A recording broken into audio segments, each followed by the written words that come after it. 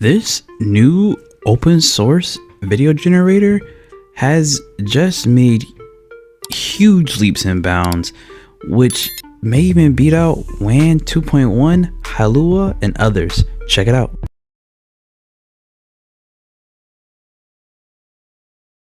Hey, you know what? I've been a great actor since I was born. I don't need a break. I'm not afraid of danger. I work hard. I don't complain. Though before every performance, I had to take your boring auditions. Crying. Laughing. Crying. And then laughing. Fighting. Dancing. Flying all over the place. Sometimes a hero, sometimes a fool. Dreaming in a world of make-believe.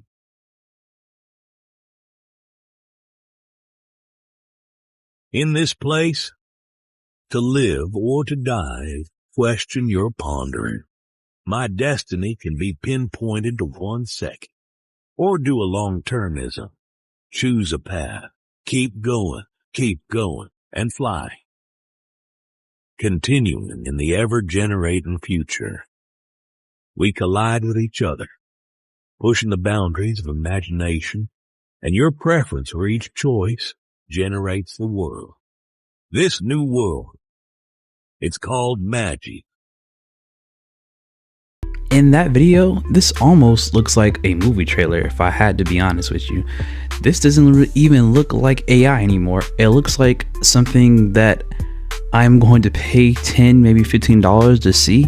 Like a one-man play or something that this dude is going to do. But you saw that they had character consistency throughout the whole entire videos.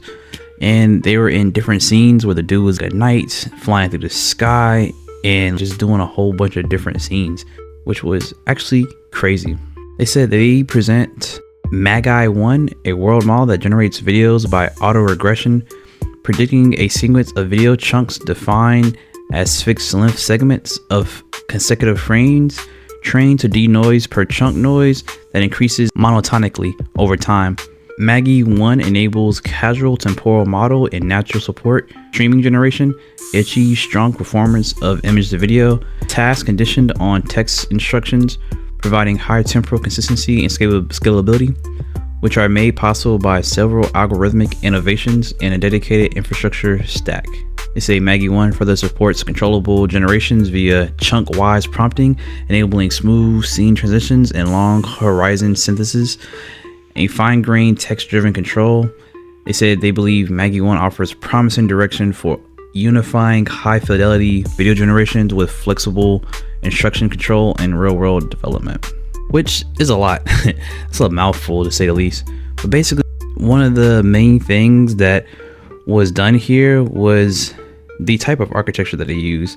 They said they use these new type of method called chunk-wise prompting and denoise per chunk. So instead of taking in all of a picture or a frame of data, they take in a piece of the data. And one of the things they used was block casual attention and parallel attention blocks. So what that basically means is that the block casual attention means instead of focusing on some main characteristics of an image, it casually takes a look at the pixels and everything around it. And the parallel attention blocks allows it to do this with multiple different pixels or chunks of an image. And so this helps it do a lot better when it comes to creating a video. This is 100% open source, which is absolutely crazy. Even take a look at this. They say MAGI-1 achieves state-of-the-art performance among open source models, surpassing WAN 2.1 and significantly outperforming Halua and Heian video, particularly excelling in instruction following and motion quality, positioning it as the stronger potential competitor to closed source commercial models such as Kling. So it seems like they're saying, hey, we're the best open source, but not only that, we're so good that we can go up against closed source models like Kling, Sora, VO2, and so on and so forth. And one of the main things is their auto regression that really makes it stand out. But these video generations are absolutely amazing. They had one video of Jerome Powell that was holding a sign that said Bitcoin. Then you see him looking up and laughing, and it looks like pretty realistic. Like, geez, this looks really good. They also have one that's a little bit more animated, where it has this girl twirling around in circles, where you do see that it does start to deform a little bit, but it's still pretty good when it comes to the woman twirling around. Even where you see this dog wearing goggles and you see that the tail is wagging in the back. Even this one where it's like this giant eyeball which is blinking, which is kind of scary, but look how well it is, even with the city in the back and everything. Even with this girl right here who's bobbing her head with the sunlight peering through the trees. This is a really good video generator. Not only that, they have this one with this woman who's just staring at the camera, but you can even see that her hair is blowing in the wind, which is absolutely crazy. They even have another one of a house in the palm of a hand, and the camera is slowly zooming in, and then you see the hand close on top of it. They did another one of it, which is as a faster zoom, and you can see the fingers a little bit more pronounced in this video generator. Even this one of these, I guess, gnomes eating the strawberry, they munch on this thing, and it looks pretty good. Even the video that they had was actually a really good video generator as well in the trailer. I think video generators are getting more and more crazy.